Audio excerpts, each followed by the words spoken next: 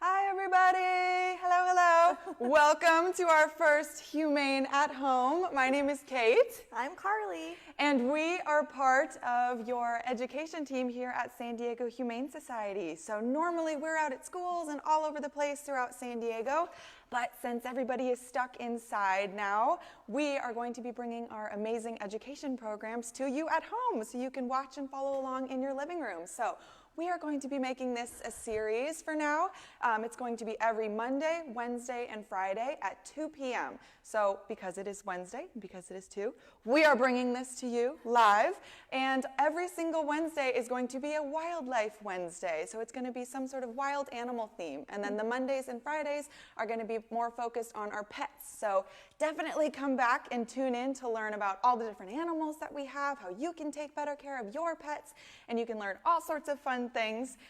So we can all get through this together and make sure that we're staying happy, healthy, and safe with our pets. Yay. So today, since it is a Wildlife Wednesday, I have with me my amazing friend Carly, and she has brought with us one of our incredible ambassadors. Hi everybody, good afternoon. Thank you guys for joining us today. So Project Wildlife is a program of San Diego Humane Society, and we are the wildlife counterpart. So we take in sick, injured, and orphaned wild animals, and the goal is ultimately to get these guys released back out to the wild. But here today we have a very sleepy head, apparently. His name is Chuck, and he is a Western Screech owl, and he is considered an education ambassador. So little Chuck here, he came into our care center in 2018, and unfortunately he had a really quite a big injury to the left side of his face, and so we think he might have been hit by a car, unfortunately.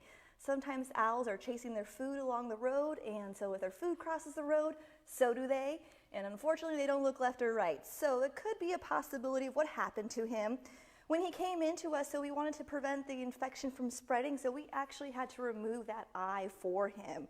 So Chuck here only has one good eye, but you can't even see the good eye because he is sleeping, because he is a nocturnal animal. And if we all know what nocturnal means, it means he likes to be awake at night and sleeps during the day and wants to put his head away from the camera, obviously.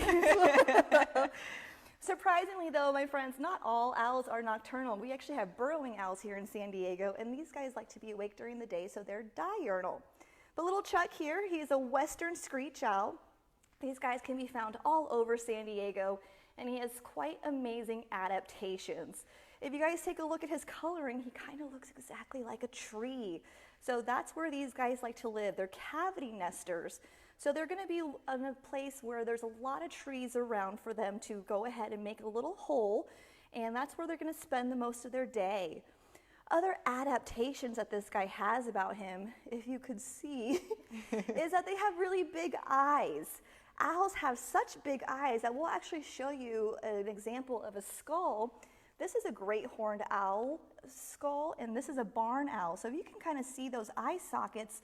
They are really big compared to the size of their skull. So owls actually have really interesting sight. If you think about it, you guys can move your eyes inside of your head. So if you look straight, you can look right, left, up, and down without actually having to move your head. Owls can't do that. So some people think owls can turn their heads all the way around, but it's not all the way. It's about 270 degrees. And the reason they need to be able to do that is because, like I said, since he can't move his eyes, he has to be able to turn that head to look to see if there's anything coming behind him or anything good running around down below him. Another awesome adaptation that owls have is their hearing. Oh, there he goes, a little peek eye. These owls, he actually has one ear a little bit higher and one ear a little bit lower. And so that these guys can hear everything going on around them. And owls can almost basically close their eyes at nighttime and still hear their prey rustling around in the ground. So these guys use their hearing a little bit more so than their eyesight. But all in all, these guys are great at hunting for their food. They're amazing predators. And then some other adaptations you might see is if you can kind of see his talons a little bit. Again, we have a little picture, an example of a talon. It's not a screech owl talon, but that's a barn owl. And that's kind of like the fork and knife for the owl. Unfortunately, they aren't able to use a fork and knife, so they use their talons and their beak to kind of help them tear apart that food. But something super cool about owls is that they actually eat their food entirely whole. So what comes out is that they can't actually digest the food. It's another talon right there. That's a great horned owl talon. Those guys are the tigers of the sky. Since they can't digest the bones or the fur, owls actually regurgitate. It just means they cough up. They cough up what we call an owl pellet. And if you look down here, there's the fur and bones all mixed together, and then sometimes in science class, you can actually dissect the pellet and put those bones back together, and you can see what kind of prey that the owl ate. Yeah, it's really interesting. And just so you know, because Chuck is such a little guy, that is his owl pellet right there. So these guys all come in all sorts of different shapes and sizes. We actually have about 7 different types of owls that live in San Diego, from the great horned owl to the barn owl, burrowing owls, and including our screech owls. These guys are super amazing animals that we have around. Wonderful rodent control, my friends. So these guys are your built-in rodent control. These guys like to eat mice, rats. Sometimes these guys will eat bigger insects, some arachnids, so those spiders. So these guys are super, super helpful. And guess what? You don't even have to pay them. They'll do it for free. So just all in all, my friends, owls are super amazing. But again, one of the biggest things that we do here at Project Wildlife is that if you guys ever find a sick, injured, or orphaned wild animal, always be safe about it. Go get an adult and make sure that you always protect yourself. So use gloves, a towel, a t-shirt, a sweatshirt. Get them contained in something like a box or a crate and keep them warm, dark, and quiet, and bring them into Project Wildlife. We are still open, even though all this stuff is going on, but we've got a little bit different way of bringing the animals in. You'll see a door that says night drop, just to make sure that we keep our staff and our volunteers safe. You're gonna go in through the night drop, fill out the information card, and then the staff will continually check in that room, and we'll be able to take care of those animals as soon as possible. But do we have anything else, Miss Kate? I know it's a lot of information, right? I'll let you guys. Well, if we have any questions from people who have been watching, we're more than happy I did to see answer. somebody asked how old Chuck is. Oh, that's a great question. We have no idea. He came into us and he already had his adult feathers in, so he could be around 2 to 3 years old, but he didn't tell us, so we're not 100% sure. What kind of sound do you guys think he would make if he's a screech owl? If you're guessing at home, let's see what Carly says. Hint, it's not screeching. So all of our owls actually make different noises. So that really common noise that you hear owls make, the hoo, hoo, that's actually a great horned owl. And those guys kind of look like Chuck, but they're probably about this much bigger than that guy. So our great horned owls like to hoot, our barn owls like to actually screech, and the screech owls kind of sound like a ping pong ball if you dropped it on the ground. I hate doing this, but it's like a da da da da da da da. That's when you hear that noise, you're probably listening to a screech owl. Again, owls are all over San Diego, my friends. If you guys get a chance to go out at nighttime, look up and above and see if you see any of these guys. But one big thing is that you won't actually hear them. One of the coolest things about owls is that these guys have silent flight. They have really specialized feathers, kind of like on the leading edge of their feathers, and it helps break up the wind. And so at nighttime, they could fly right above your head at night and you wouldn't even hear them. So again, makes them great predators.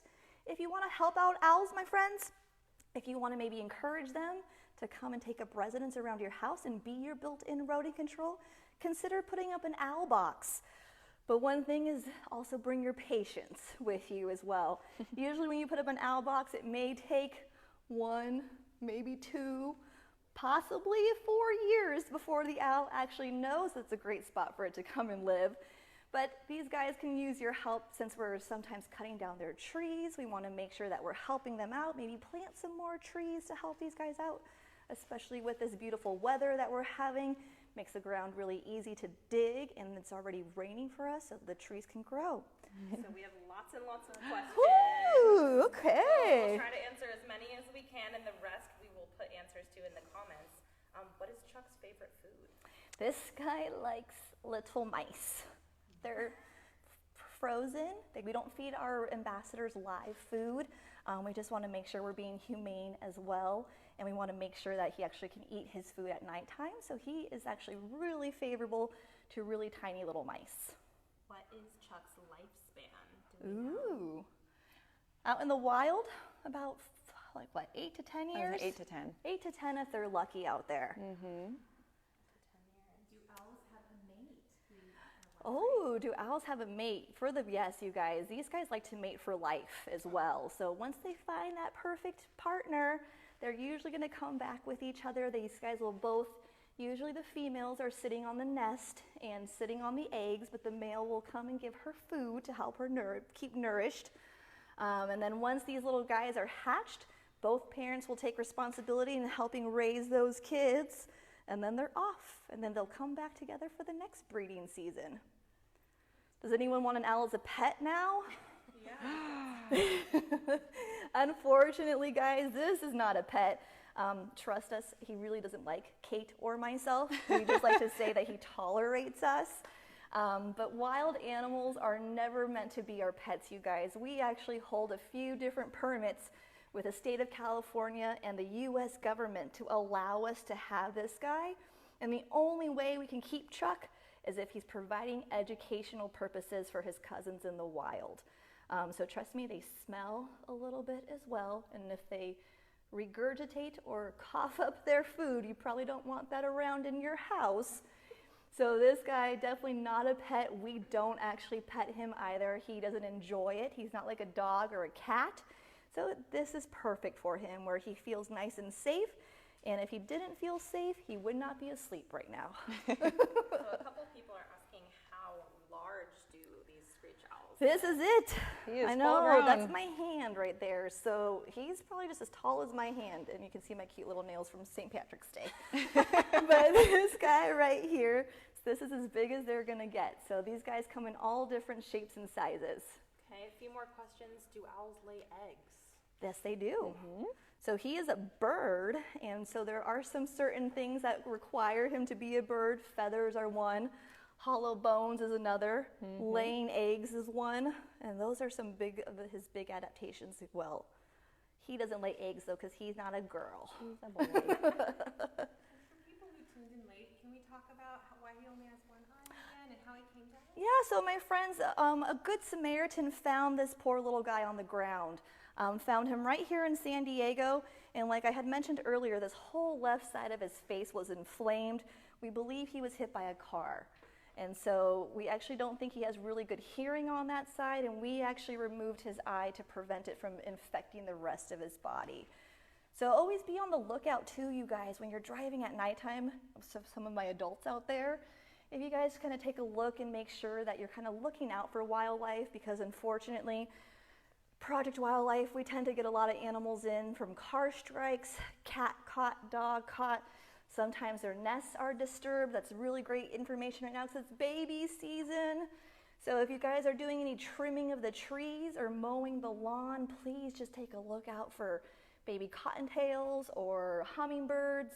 These guys are really small and they're made to kind of blend into their environment, so you may not see them until it's kind of at the end. So just do your due diligence. These guys are trying to live in San Diego with us. We're super lucky to be in San Diego because we have so many different types of wild animals here. So guys, you just want to go out and enjoy yourselves. And that's part of our plug-in. Yes, so we have these wonderful activities and educational pamphlets that we are going to be posting along with every single lesson that we do. So because this one is wildlife focused, we are going to be posting this. And this is, what's the best way to love wild animals? Remember the 4 L's. So what we want you to do is to look at wildlife, listen to them, listen to all of their amazing sounds, learn about them. So educate yourself, learn all the different adaptations that they have, all of the ones Carly's been talking about. And then of course we want to leave them alone. So we always want to make sure we give wild animals plenty of space so that they stay safe and that you stay safe as well. So we're going to be posting this right in this area of the video. We are also going to be posting a wonderful link for those of you who are really interested in owl pellets. If that didn't gross you out when Carly was talking to you about it, we're going to be posting an amazing link that you can follow where you can dissect an owl pellet online. So you'll be able to cut into one and see all of the different bones inside and kind of maybe try to identify what that owl ate. And so you can learn more about how owls are incredible hunters and how they do digest their food and learn more about nature and about our wild neighbors. Good for our parents too, because you won't have to deal with all the fur coming out. Yes, so no smells. Virtual owl dissection is a wonderful, fun thing to do. Yes, absolutely. So we'll answer just a couple more questions and then we'll wrap up. The rest of the questions we'll try to answer in the comments. A couple people were asking, do all screech owls look like this? Do they have different coloring? Ooh, that's a wonderful question, my friends. There's actually quite a few different types of screech owls. There's eastern screech owls, and then even here on the West Coast, we have about 4 different subspecies. They all look pretty similar. The eastern screech owls are a little bit lighter in color, but everyone's going to kind of look what their local trees look like, because that's the best thing for them. So northern, up in Washington and Oregon, these guys are just also a little bit darker than this guy, but for the most part, they're all going to look like this little guy right here. And then this was a tough question. I wonder if we have the answer. Do we know how long their wingspan is? Oh gosh. Ooh. For a screech, This long, you can show so them. for a screech owl, like I would say his are probably, what is that? Like 3 feet, 2 feet? Probably closer to maybe 1. one. I'm really bad at measurements. It's probably close to 1. But yeah, this guy is probably about 1.5 feet is his wingspan. I would say about right out there. 55 centimeters. We're way off. I don't know what is that in feet. Probably close to We're what? not mathematicians, my 25 friends. But inches. we are. And for our last question, can Chuck fly? Chuck can fly. So one of the things with this guy is that we have to work with him and train him. This is falconry equipment that you might see on him. He is attached. He has these little anklets that are removable. So those come off, and then he has what's called jesses attached to the anklets and then the leash. So that if anything were to spook him, we want to make sure that he can't fly away and possibly hurt himself, because again, with that one eye and that bad hearing on that side, we wouldn't want him to injure himself trying to get away. And then one of the biggest things our job is to make sure that he is comfortable in a lot of different situations. So this is kind of perfect training for him as well, is that he's not always going to be around a ton of people right now, but eventually that's going to be his job. Well, thank you all so much for tuning in. I hope you learned a little bit more about Project Wildlife, about some of our wild neighbors, and I hope you liked meeting Chuck. Remember, we are going to be doing this every single Monday, Wednesday, and Friday right here on our Facebook page at 2 p.m. So definitely check back in on Friday. We're going to have a wonderful new segment about some of our pets here at San Diego Humane Society. So thank you all, and stay safe and healthy out there. I hope you have a wonderful day. And keep learning. Yes.